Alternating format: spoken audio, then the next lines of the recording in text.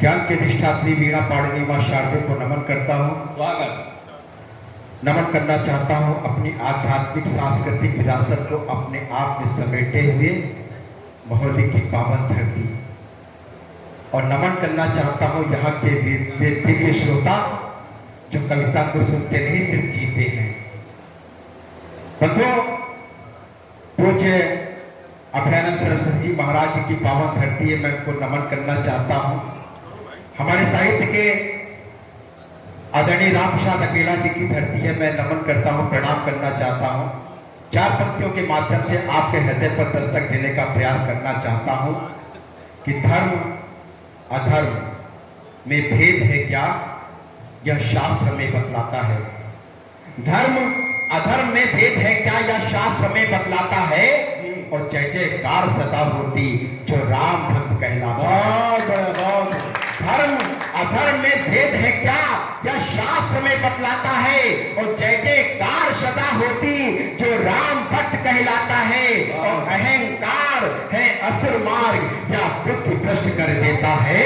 सत्य धर्म पर्याय राम का जग में पूजा जाता है। सत्य धर्म पर्याय राम का जग में पूजा जाता है। एक छंद देकर के मैं अपनी धारा में आना चाहता हूँ, प्रत्या निवेदित करना चाहता हूँ कि दशरथ नंदन तो कौशल्या के रामचंद्र, राम जी की महिमा तो जग में महान है। दशरथ नंदन तो कौशल्या के रामचंद्र, राम जी की महिमा जो जग में महान है। और जिसने भी बार बार जपा इस नाम को तो प्राणी मुक्ति पा करके जाता मोक्ष धाम है।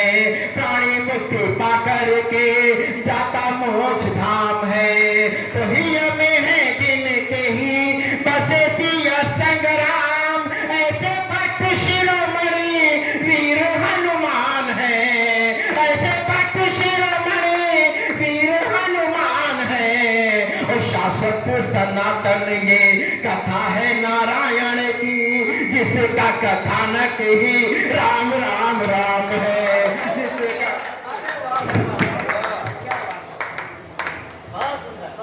नमन मंच को बहुत प्रणाम करना चाहता हूँ। मतलब हम लोग सांस्कृतिक विरासत को जीने वाले लोग हैं। हमारी परंपरा में ही सनातन है, और हम लोग वसुधैव कुटुंबकम के भाव को जीने वाले लोग हैं। परंतु बात प्रारंभ हुई थी कि देश के सैनिक भारत की सीमा पर, देश का बेटा जब शहीद होता है तो अपने आंगन की डोरी से अपने आंगन की मिट्टी को मस्तक पर लगा करके वो जाता है, मां भारती की सेवा में लीन हो जाता है। मित्रों, कष्ट तब होता है जब हमारे देश की सियासत की पराकाष्ठा को पार करते हुए हमारे देश के शहीदों को अपमानित करने लगती है, तो हृदय में कहीं ना कहीं वेदना होती है। साहब देखिए, राजनीति मेरा विषय नहीं है।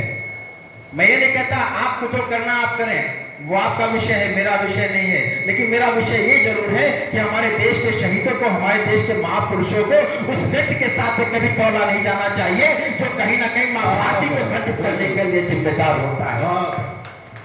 हमारे पड़ोसी जनपद में किसी बड़े दल का नेता आता है, वो उस व्यक्ति की तुलना हमारे शहीदों से करके चला जाता है जो कहीं ना कहीं मां भारती को खंडित होता है। तो विनम्रता पूर्वक मैंने भी जवाब देने की कोशिश की।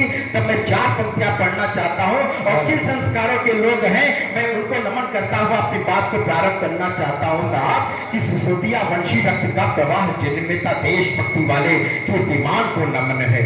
सिसोदिया वंशी रक्त का प्रवाह जन्मेता देशभक्ति वाले कीर्तिमान को नमन है।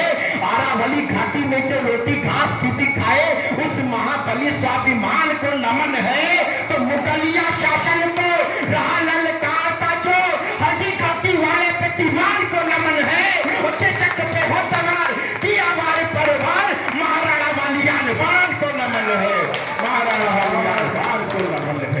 महाराणा वालियान तो क्या पढ़ता हूँ साहब, अगर आपको लगे कि आपके घर के आंगन में कोई आपके घर का बेटा, मैं इस घर का आंगन का बेटा हूं, पहले भी मुझे प्यार मिला, मैंने अपनी धारा को परिवर्तित नहीं किया, मुझे बहुत आशीष मिला। दादा मैं पढ़ता हूं, सुनिएगा। हृदय की वेदना का मैं एक गीत पढ़ता हूं, सुनिए कि धधक रहा प्रतिशोध हृदय का अर्पण करने निकला हूं। राग देश के उठे ज्वार का तड़पा करने निकला हूं, धधक रहा प्रतिशोध हृदय का अर्पण करने निकला हूं, राग देश के उठे ज्वार का तर्पण करने निकला हूं। वेद ऋचाओं की धरती या धरती है विद्वानों की, अमर कथाएं भरी हुई है देश प्रेम बलिदानों की। रामकृष्ण आदर्श यहाँ के गौरव है, अभिमान है, रघुवंशी या यदुवंशी हो देशभक्ति ही शान है। अन्न उगाती धरती माता कण कण उसका चंदन है, सरहद की माटी माते रख सैनिक करते वंदन है। लेकिन नाग कालिया पैदा सीमा पर पुकार रहा, काल कब तक भारत के वीरों को वो ललकार रहा।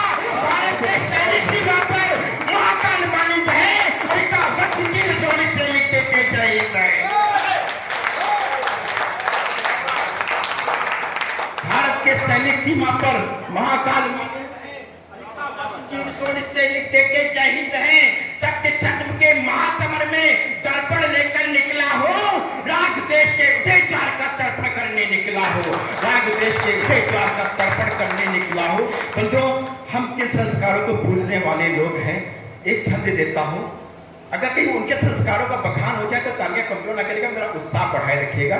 मैं वो बात कहना चाहता हूं जो शायद बड़े बड़े लोग सुनने की हिम्मत नहीं रखते हैं। तब पंक्तियां पढ़ता हूं कि तब पंक्तियां निवेदित करता हूं कि वेद सत्य अहिंसा के पोषक हम शांति दूत के नायक हैं।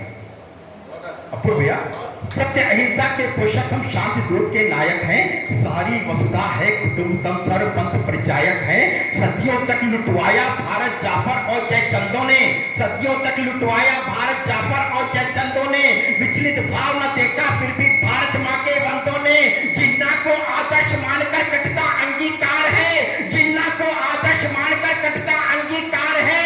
खंडित भारत करने वाला कभी नहीं स्वीकार है। हम भारत माता के बंदे प्रबल भाव विकल्पों में, हम वंशज शेखर सुभाष के भटके नए विकल्पों में। और अगली तो पंक्ति करना चाहता हूँ, आभार की पंक्तियां हो जाए तो आशीष दीजिएगा। हम भारत माता के बंदे प्रबल भाव विकल्पों में, हम वंशज शेखर सुभाष के भटके नए विकल्पों में। गीता का उपदेश पुनः भारत फिर दोहराएगा, विजय पताका फहरा करके हिंदू राष्ट्र बनाएगा।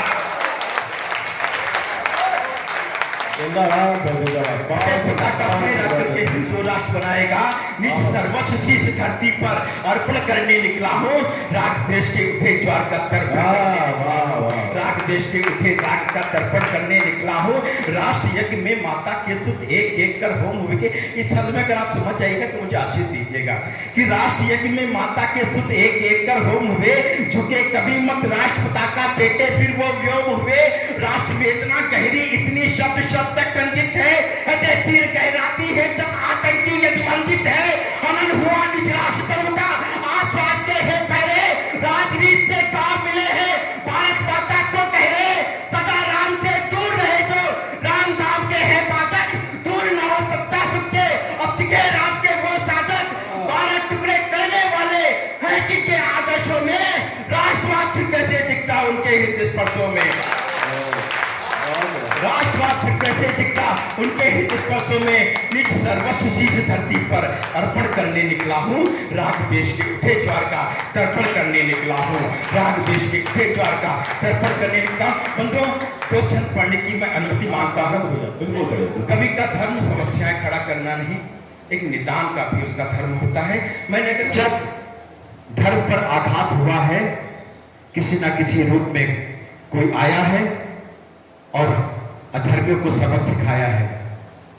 बंधुओं, एक छोटा सा दृष्टांत मुझे याद आता है। उस दृष्टांत के बाद में मैं अपने बीच में जो संचालन कर रहे हैं आदरणीय अपूर्व त्रिवेदी जी को बुलाना चाहता हूं।